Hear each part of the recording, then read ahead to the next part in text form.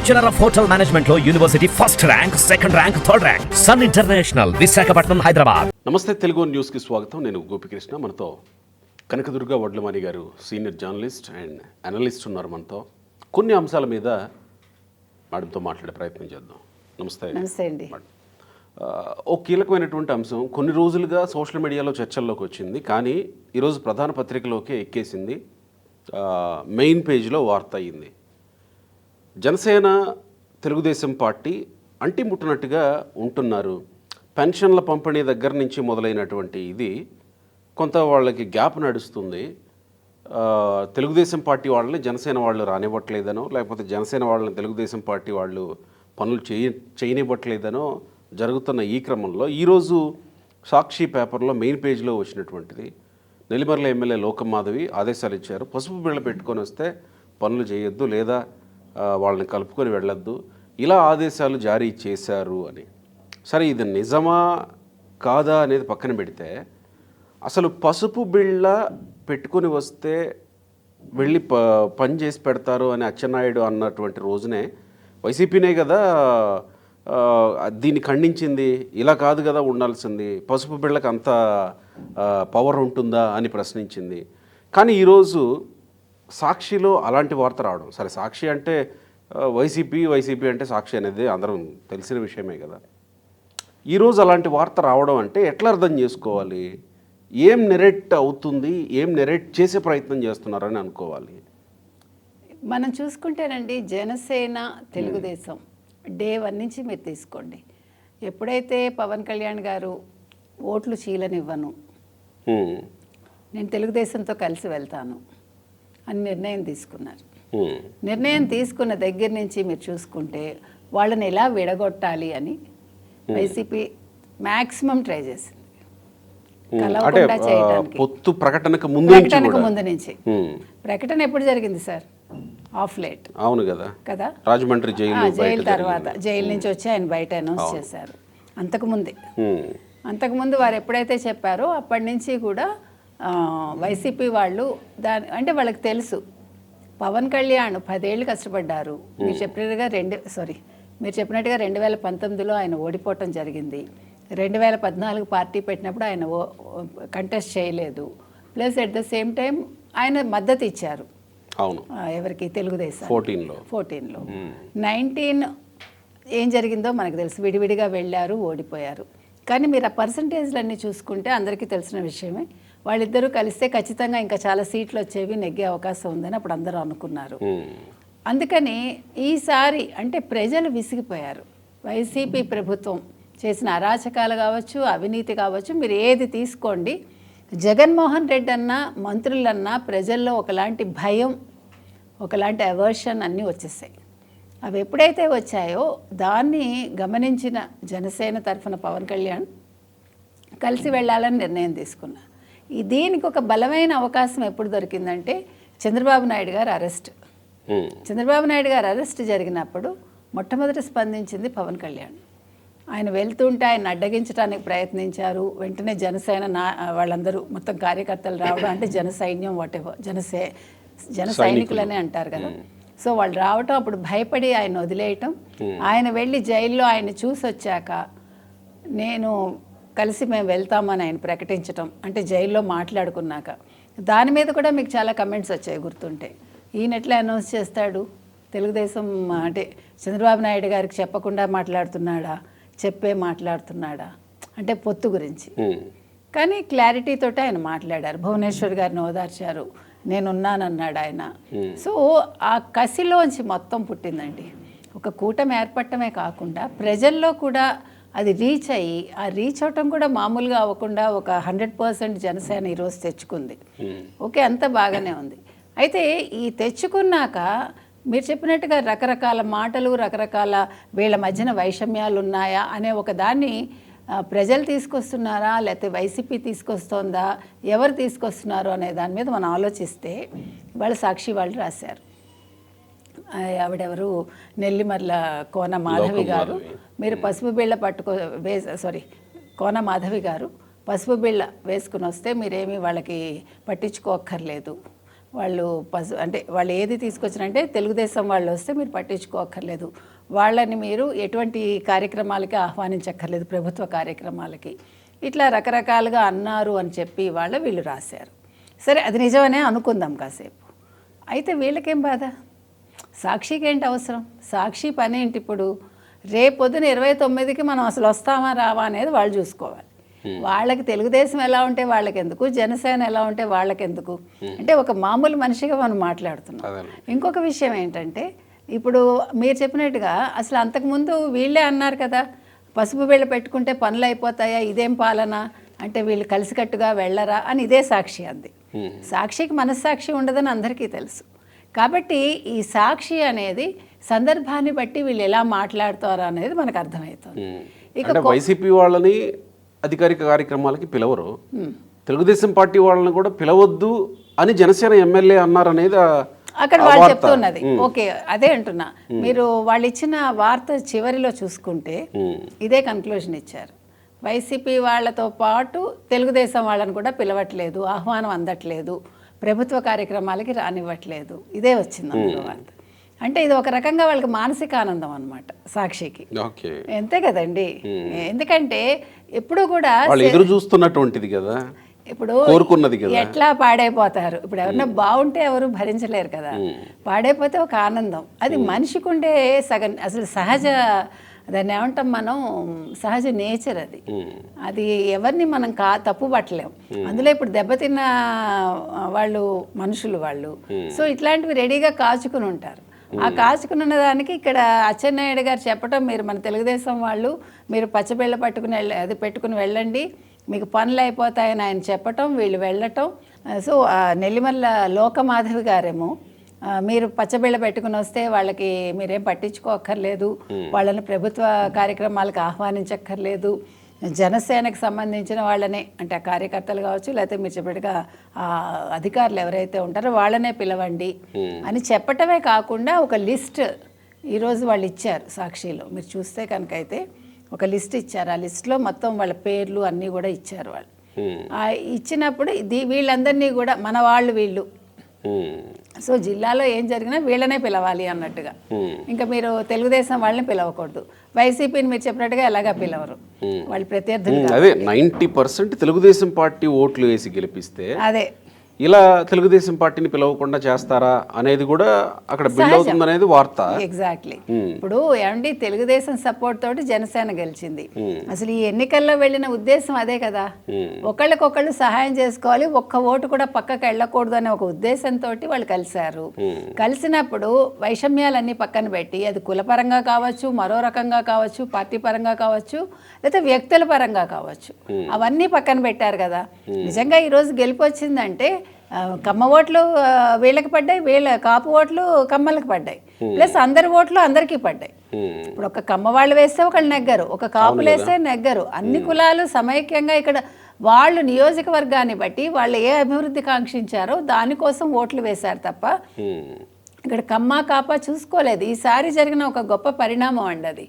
ఆంధ్రప్రదేశ్లో క్యాస్ట్లు ఎప్పుడూ ఉంటాయి, అసలు ఆంధ్రప్రదేశ్లో ఉన్నంత క్యాస్ట్ ఫీలింగ్ ఇంకెక్కడ ఉండదు చెప్పాలంటే. మీరు ఏ అంశంలోనే తీసుకోండి, అది మీరు ఆ విధంగా చూసుకుంటే తెలంగాణ మచ్ బెటర్ అండి. ఇక్కడ అందరూ కూడా హ్యాపీగా బతుకుతారు, కులాలు పెద్ద పట్టించుకోరు.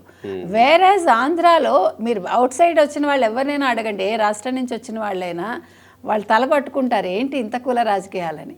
ఒకప్పుడు విజయవాడ అంటే భయపడేవాళ్ళు చెప్పాలంటే. సో ఇవన్నీ సహజంగా జరిగాయి కాబట్టి మనం మాట్లాడుకోవచ్చు, తప్పులేదు. కానీ వీటికి అతీతంగా ఈసారి ఎన్నికలు జరగడమే కాకుండా చంద్రబాబు నాయుడు గారు డే 1 నుంచి చెప్పారు, పవన్ కళ్యాణ్ని నేను నాతో సమానంగా చూస్తాను. పవన్ కళ్యాణ్ ఫోటో కూడా పెట్టించారు, ఆయన ఫోటో పక్కన. బహుశా చరిత్రలో ఏ నాయకుడు పెట్టడు, అంతే కదండి. ఎవరు ఒప్పుకోరు, ఎందుకంటే ఆయన 40 ఏళ్ళు ఆయన అనుభవం, 10 ఏళ్ళు ఈయన అనుభవం. ఆయన గెలుపులు చూసిన మనిషి, ఈయన ఓటమిలోంచి గెలుపుకొచ్చిన మనిషి, అంటే ఉన్న ఫ్యాక్ట్ అది.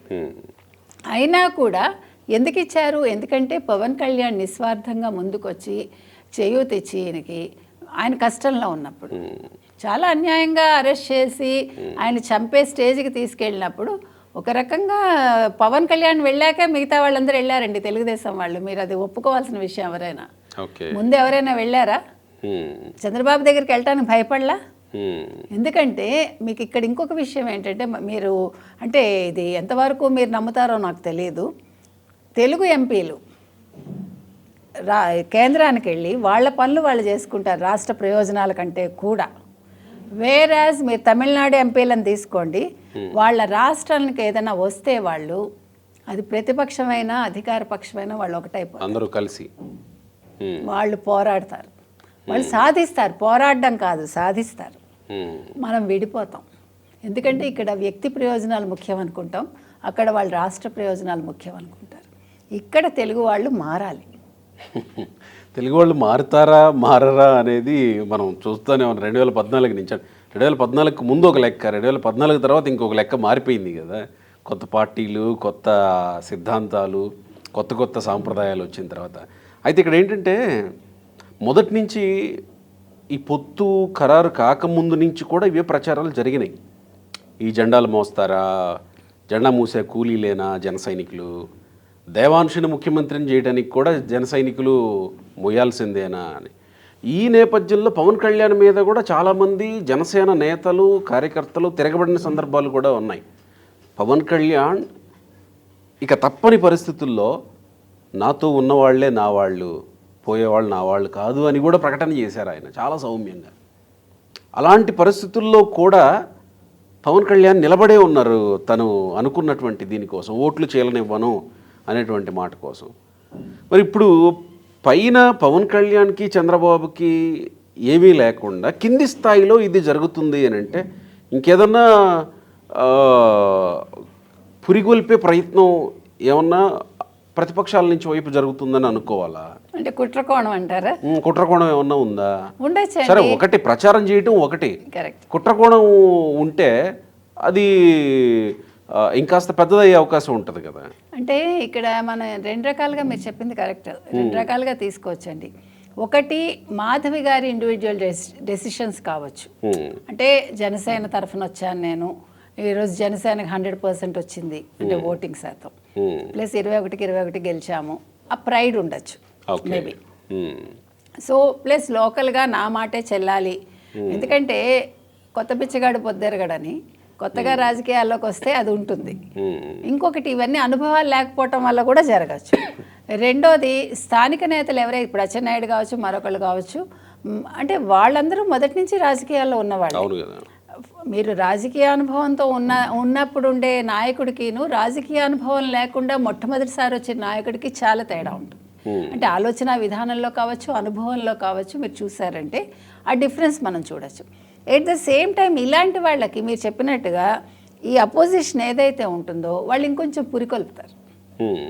ఇదేంటి మీరు నెంబర్ 1 కదా, మీకు ఇన్ని ఓట్లు వచ్చాయి కదా, రెచ్చగొడతారు. ఏంటి మీరు ఇట్లా ఉండడం ఏంటి, తెలుగుదేశం ఏంటి ఆఫ్టర్ ఆల్ అనొచ్చు కదా. Anything may happen in politics అంటేనే అదే కదండి. రాజకీయం అంటేనే అది, రాజకీయం చేయడమే రాజకీయం. సో ఈ రాజకీయాల్లో ఇవన్నీ సర్వసాధారణం.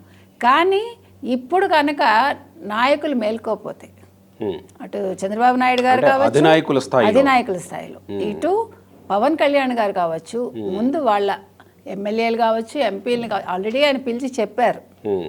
పవన్ కళ్యాణ్ గారు ముందే హెచ్చరించారు, చంద్రబాబు నాయుడు గారు హెచ్చరించారు. ఇంకా చంద్రబాబు నాయుడు గారు దాంట్లో సీనియర్స్ చాలామంది ఉన్నారు, వేరేస్ ఇక్కడ అందరూ కూడా కొత్త వాళ్ళే.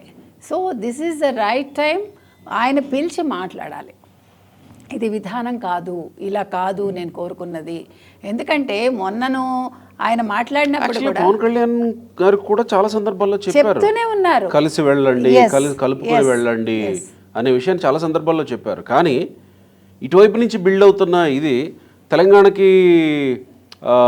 తెలంగాణతో సంప్రదింపుల కోసం, రెండు రాష్ట్రాల సమస్యలు పరిష్కరించుకోవడం కోసం రేవంత్ రెడ్డి డిప్యూటీ సీఎం బట్టి విక్రమార్క కూర్చుంటే పవన్ కళ్యాణ్ ఎందుకు తీసుకెళ్ళలేదు అనే ఒక ప్రశ్న కూడా వైసీపీ నుంచి రైజ్ అయింది. అది కొంత చర్చల్లోకి తీసుకొచ్చేదాకా వచ్చింది. ఇక్కడ కూడా డిప్యూటీ సీఎం ఉండాలి కదా, పవన్ కళ్యాణ్ ఎందుకు రాలేదు, కందుల దుర్గేష్ని ఎందుకు తీసుకెళ్లారు, పవన్ కళ్యాణ్ ఉండాలి కదా అని దీన్ని కూడా కాస్త డెవలప్ చేసే ప్రయత్నం చేశారనమాట. కానీ పవన్ కళ్యాణ్ స్థాయిలో అది జరగలేదు ఎక్కడ, కానీ సైలెంట్ అయిపోయారు. తర్వాత మళ్ళీ ఇప్పుడు లోకం మాధవి ఇష్యూని తెర మీదకి తీసుకొచ్చారు. అంటే అక్కడ వాళ్ళు ఒకటి గుర్తించలేదండి. ఇప్పుడు Pawan Kalyan he's not a revenue minister, అవును కదా. వేరే Bhatti Vikramarka is a revenue minister. మీరు ఉప ముఖ్యమంత్రి చూడకండి. ఆయన ఏంటి, ఆయన ఏ మంత్రి, ఏ శాఖ మార్చులని చూడాలి. ఇక్కడ ఆయన కాదు. ఈయన ఇక్కడ మనకి టూరిజం చాలా ముఖ్యం. రెవెన్యూ మినిస్టర్ అక్కడ అనగానే సత్యప్రసాద్ వెళ్ళారు కదా. టూరిజం కూడా చాలా ఇంపార్టెంట్. ఇప్పుడు ఈ విధి విధానాలు ఖరారు చేసేటప్పుడు, ఇప్పుడు మనకి ఇవన్నీ కూడా విడదీసేటప్పుడు టూరిజం అతను కూడా ఉండాలి. అక్కడ కందుల దుర్గేష్ అవసరం కూడా అక్కడ ఉంది. వేరే పవన్ కళ్యాణ్ ఆయన శాఖలే వేరు. ఉప ప్రధాని కావచ్చు ఆయన, అది వేరే విషయం. ఇక్కడ ఉప ప్రధానిగా భట్టి రాలేదు కాబట్టి, అంటే వీళ్ళ ఎనాలిసిస్ ఎట్లా ఉంది అంటే ఆ కోణం అనేది, చూసే దృష్టి అనేది సరిగా లేదు సాక్షిది. కాబట్టి వాళ్ళు లేకపోవడం కాదు, నేరుగా చెప్పాలంటే, ఓపెన్ గా చెప్పాలంటే తంపులు పెట్టే, అదే వాళ్ళ దృష్టి ఎక్కడ ఉందంటే ఎక్కడ అవకాశం దొరుకుతుంది, ఎక్కడ గొడవలు పెడదాము అని తప్ప, ఆ గొడవలు పెట్టేటప్పుడు కూడా సరైన విధంలో పెట్టాలనే జ్ఞానం లేదు. అది మీకు చెప్తున్నా. ఓకే, ఆ అజ్ఞానంలో ప్రతిదీ కూడా మీకు చూడండి, భూతద్దంలో వెతికేటప్పుడు అన్ని తప్పులే కనిపిస్తాయి. కాబట్టి వాళ్ళ వైసీపీ కోణంలో చూసేటప్పుడు వాళ్ళకి అంతవరకే కనిపిస్తుంది. అంటే వాళ్ళ ఆలోచన పరిధి అంతకు మించి వెళ్ళటల్లా, దాటట్లా. So they have to enlighten themselves. First వాళ్ళ అధినాయకుల స్థాయిలో వీళ్ళు చాలా స్ట్రాంగ్ గానే ఉన్నారు, కనబడుతూనే ఉంది. పవన్ కళ్యాణ్ అన్నట్టు 10 సంవత్సరాల పాటు ఈ పొత్తు వర్ధిల్లాలి, ఇది కొనసాగాలని పవన్ కళ్యాణ్ ఎప్పుడో ప్రస్తావిస్తూ. ఇంకొకటి, మీరు ఇందాక దేవాంశు మ్యాటర్ తెచ్చినప్పుడు అదే చెప్తున్నా. ఆయన ఏం చెప్పారు, చంద్రబాబు నాయుడిని ముఖ్యమంత్రిని చేయాలి, అట్ ద సేమ్ టైం లోకేష్ని ముఖ్యమంత్రిగా చూడాలన్నారు. మీకు గుర్తుంటే. అయితే ఇక్కడ ఇంకొక విషయం కూడా, ఇప్పుడు జనసేన ఇవాళ 21 ఓట్లు వచ్చేసాయి కాబట్టి, లేకపోతే 21/2 మొత్తం 23 వచ్చాయి కాబట్టి నెక్స్ట్ సీఎం అవుతారని అనుకోకూడదండి. మీరు కాదు, అంటే వీళ్ళు అలాంటివి కూడా తీసుకొస్తారు. What I'm going to say is, ఇది 24 చంద్రబాబు నాయుడు గారు, 29 లోకేష్, 34 డెఫినెట్లీ పవన్ కళ్యాణ్ ముఖ్యమంత్రి. పవన్ కళ్యాణ్ ఇందాక మీరు అన్నది, చంద్రబాబు నాయుడు ఎందుకు ముఖ్యమంత్రి కావాలని అనుకున్నాను, ఎందుకు అని మొన్న ఆయన శ్వేతపత్రాలు విడుదల చేస్తుంటే తర్వాత అన్నటువంటి మాట జనాల్లోకి వెళ్ళింది. అది చాలా అద్భుతంగా మాట్లాడుతున్నారు. మీరు పరిపక్వత చూస్తారు, ఇప్పుడు ఒక పరిణతి చూస్తారు ఎవరిలో, పవన్ కళ్యాణ్ వాళ్ళు. వీళ్ళందరూ అన్నారు కదా, ఏంటి పవన్ కళ్యాణ్ ఏముంది ఏంటి కాదు, అతను ఫస్ట్ ఒక ఏమనాలి, హ్యూమన్ బీయింగ్, అంటే హ్యుమానిటీ ఉంది. ఫస్ట్ మానవత్వం అనేది ఉండాలండి. రాజకీయ నాయకుడిగా ఆయన పనికొస్తాడా లేదా అనేది ఆయన మాట్లాడే విధానంలో తెలుస్తోంది మీకు. Yes, certainly he's the person అనేది ఇప్పుడు మీకు 100% మీరు చూడొచ్చు. ఆయన మాటల్లో కాదు, ఆయన తీసుకునే డెసిషన్స్లో కావచ్చు. ఇందులో కంక్లూషన్ ఏంటంటే, ఒకవేళ స్పందించాల్సిన స్థాయిలో స్పందించకపోతే డ్యామేజ్ ఇంకాస్త పెరిగే అవకాశం. లోకమాధవి గారు ఒకవేళ ఆవిడకి అలాంటి ఉద్దేశం ఏదైనా ఉంటే, నేను జనసేన తెలుగుదేశం ముఖ్యం కాదు అని అనుకుంటే, అదే ఆవిడ ఇప్పుడు మొగ్గలోనే తుంచేయాలి ఆలోచన. కలిసికట్టుగా వెళ్లాల్సిన బాధ్యత ఆవిడకుంది. ఎందుకంటే ఈవిడ చేసే తప్పిదం ఈవిడతో ఆగదు, అది పార్టీ మీద పడుతుంది, పార్టీ అధ్యక్షుడైన పవన్ కళ్యాణ్ మీద పడుతుంది. సో అది గుర్తుపెట్టుకోవాలి ఆవిడ. At the same time Telugu Desam వాళ్ళు కూడా ప్రతిదానికి రియాక్ట్ అయిపోకుండా ఇంటర్నల్గా వాళ్ళు చర్చించుకుని దాన్ని పెద్దది చేయక్కర్లే బయట. అంటే ఇప్పుడు ప్రతిపక్ష హోదా లేనప్పటికీ వైసీపీ ప్రతిపక్షంగా అనుకుని వాళ్ళకి అవకాశం ఇవ్వద్దు. ఏమున్నా వాళ్ళు చర్చించుకోండి, నాయకులు చర్చించుకుని దాన్ని ఒక తాటి మీదకి తెచ్చి కలిసికట్టుగా వెళ్తే బాగుంటుంది. అంటే ఈ పొత్తు కుదర్చడానికి పవన్ కళ్యాణ్ ఎంత కష్టపడ్డారో ఆయన మామూలు కష్టం కాదు. నేను తిట్లు తిన్నాను ఢిల్లీలో పెద్దలతోటి, వాళ్ళకి దండాలు పెట్టాను, ఎంత కష్టపడ్డానో నాకు తెలిసి ఆ పెయిన్ అని ఆయన మాట్లాడారు. ఈ పెయిన్ని ఆ జనసేన ద్వితీయ శ్రేణి నాయకత్వం ఎందుకు అర్థం చేసుకోలేకపోతుంది, ఎందుకు తీసుకోలేకపోతుంది? అంటే మీరు అన్నట్టు అనుభవం లేకపోవడం, ఆ పెయిన్ వాళ్ళకి తెలియదు కదండి. కరెక్ట్. ఇప్పుడు పడ్డవాడికి తెలుస్తుంది కానీ అది ఇప్పుడు మీ ఇంట్లోనే మీ నాన్నగారికి ఒక పెద్ద ఇది తీసుకొస్తారండి, ఒక 100 కోట్లు ఏదో వస్తుందని అనుకుందాం, అది మీరు అనుభవిస్తారు, మీకు ఆ బాధ ఏం తెలియదు కదా, 100 కోట్లు ఎలా వచ్చింది లేకపోతే ₹1 ఎలా వచ్చింది, మీకెందుకు, యూఆర్ ఎంజాయింగ్. సర్లే మా నాన్నగారు తెచ్చారనుకుంటారు. అలాగా కష్టపడ్డది ఆయన. ఇప్పుడు బీజేపీ అసలు ఇష్టం లేదు కదా, బీజేపీకి తెలుగుదేశంతో పొత్తు ఇష్టం లేదు. ఆ ఇష్టం లేని దాన్ని ప్రజలకి ఇష్టం లేదు, వెళ్ళడం ఇష్టం లేదు. ఇప్పుడు వీళ్ళు వైసీపీ వాళ్ళు ఏమంటున్నారు, వాళ్ళకి అదొక అస్త్రం కదా, మీరు ముగ్గురు కలిసి కూటమిగా వచ్చి నెగ్గారు, మేము సింగిల్ హ్యాండెడ్గా వచ్చాము, కానీ ఒక మాట మర్చిపోయారు వాళ్ళు, ఇక్కడ చెప్పుకుని తీరాలేదు. ఆ రోజు తల్లిని చెల్లిని అడ్డు పెట్టుకుని వచ్చాడు, వివేకానంద హత్యను అడ్డు పెట్టుకుని వచ్చాడు, నారాసుర రక్త చరిత్రని సాక్షిలో ఒక మొత్తం యాడ్ ఇచ్చుకుని వచ్చాడు, వీటన్నిటిని మించి కోడికత్తి డ్రామాతో వచ్చాడు. ఈసారి తల్లి లేదు చెల్లి లేదు, అతనెవడు గులకరాయ సతీష్ వల్ల కూడా నష్టపోయాడు. అంటే మనిషి ఒంటరి అయిపోయాడు. రైట్. ఎప్పుడు కూడా ఇక్కడ కలిసికట్టుగా వచ్చారు కాబట్టి కలిసికట్టుగా రావటం తప్పు లేదు, కలిసి వచ్చినా కూడా కరెక్ట్గా చేయటం అవసరం. Right madam, thank you. Thank you.